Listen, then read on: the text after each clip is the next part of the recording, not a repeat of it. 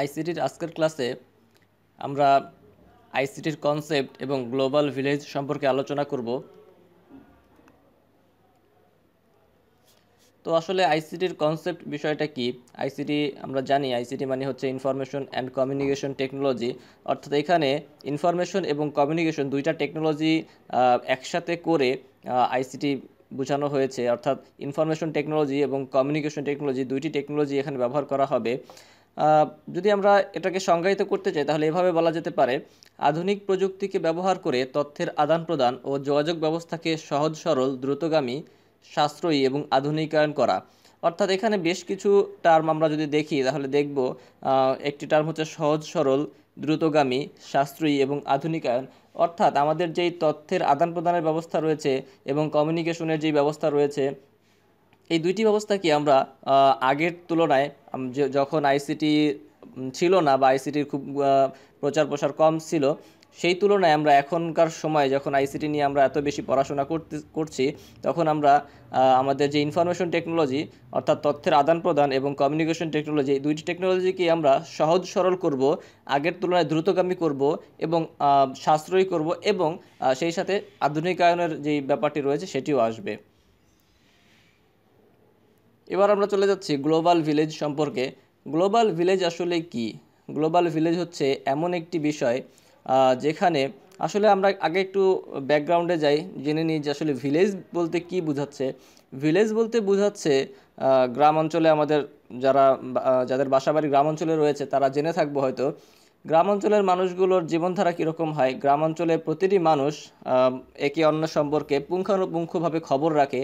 যেমন একটি গ্রামে কে কোথায় থাকে, কার বাড়ি কোথায়, কে কোথায় চাকরি করে, কার কয়জন ছেলে মেয়ে, কার ছেলেরা কি করে ইত্যাদি নানান বিষয় পুঙ্খানুপুঙ্খ রূপে গ্রামের প্রায় প্রত্যেকেই জানে।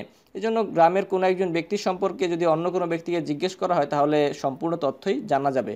কিন্তু অপরপক্ষে যারা শহরে বসবাস করে থাকে, শহরের জীবনগুলো কীরকম হয় সাধারণত, যেরকম হয় আহ, বড় বড় শহরগুলোতে, যে একটি বিল্ডিংয়ের পাশাপাশি দুইটি অ্যাপার্টমেন্টে দুইটি ফ্যামিলি থাকে। তো একটি ফ্যামিলি হয়তো জানেই না তার পাশের কোন ফ্যামিলি থাকে বা সেই ফ্যামিলির সদস্য কয়জন, এগুলো সম্পর্কেও হয়তো জানে না। তো আসলে তাহলে আমরা দেখতে পাচ্ছি ভিলেজ হচ্ছে এমন একটি বিষয় বা এমন একটি জায়গা যেখানে প্রত্যেকটি মানুষ একে অন্য সম্পর্কে পুঙ্খানুপুঙ্খভাবে জানবে। তাহলে গ্লোবাল ভিলেজ বিষয়টা কি? গ্লোবাল ভিলেজ বিষয়টা হচ্ছে বিশ্বের প্রতিটি মানুষ বা প্রতিটি উপাদান একে অন্য সম্পর্কে পুঙ্খানুপুঙ্খ রূপে জানবে। অর্থাৎ আমি আজকে বাংলাদেশে বসে আছি, আমি আমেরিকায় কি হচ্ছে না হচ্ছে, বা লন্ডনে কি হচ্ছে না হচ্ছে, বা আমার পার্শ্ববর্তী দেশ ভারতে কি হচ্ছে না হচ্ছে, এগুলো সম্পর্কে সম্পূর্ণরূপে খোঁজ খবর রাখতে পারবো। এটাই হচ্ছে গ্লোবাল ভিলেজের কনসেপ্ট।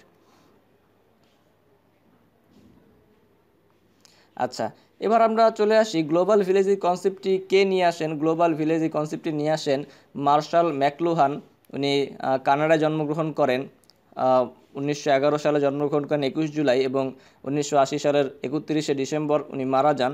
উনি ইউনিভার্সিটি অফ টরন্টোর ইংরেজির প্রফেসর ছিলেন, সেই সাথে উনি একজন ফিলোসফারও ছিলেন। ওনার দুইটি বই, the Gutenberg Galaxy, the making of typographic man 1962 সালে এবং আন্ডারস্ট্যান্ডিং মিডিয়া 1964 সালে প্রকাশিত হয়। এই দুইটি বইয়ে উনি গ্লোবাল ভিলেজের টার্ম দুটি নিয়ে আসেন।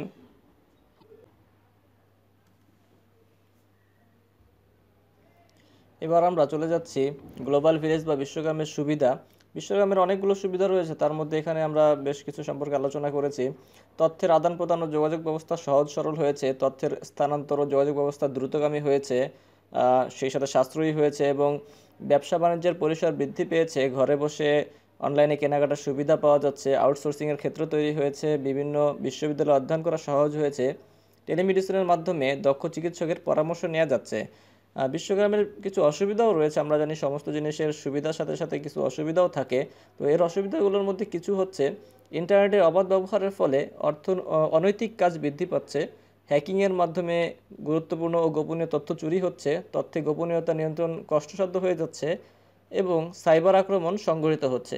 এছাড়াও আরও বেশ কিছু সুবিধা অসুবিধা রয়েছে, তোমরা চাইলে বিভিন্ন বই থেকে আরও কিছু পড়ে নিতে পারো। তো বিশ্বগ্রামের উপাদানগুলো কি কি রয়েছে? বিশ্বগ্রামের মোট 5টি উপাদান রয়েছে। সংক্ষেপে মনে রাখার জন্য আমি নাম দিয়েছি এরকম: HSC, DC, যাতে সংক্ষেপে মনে থাকে সহজে। এইচ ফর হার্ডওয়্যার, হার্ডওয়্যারের মধ্যে কী কী রয়েছে, modem, printer, mouse, router etcetera. S for software, সফটওয়্যারের মধ্যে রয়েছে operating system, media player, browser etcetera.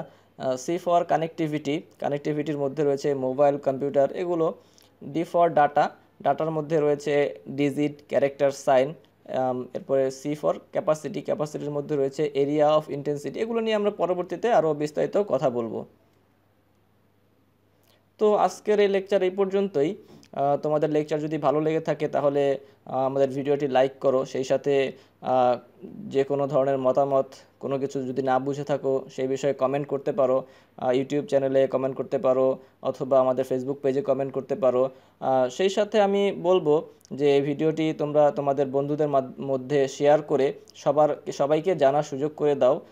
এবং মোস্ট ইম্পর্টেন্টলি যেটা হচ্ছে সেটা, পরবর্তী লেকচারগুলো তোমরা আপডেট পাওয়ার জন্য আমার ভিডিও যে ইউটিউব চ্যানেল রয়েছে অনলাইন ফ্রি এডুকেশন বিডি, এই চ্যানেলটিতে তোমরা সাবস্ক্রাইব করবে। তো ধন্যবাদ, আজকে এই পর্যন্তই।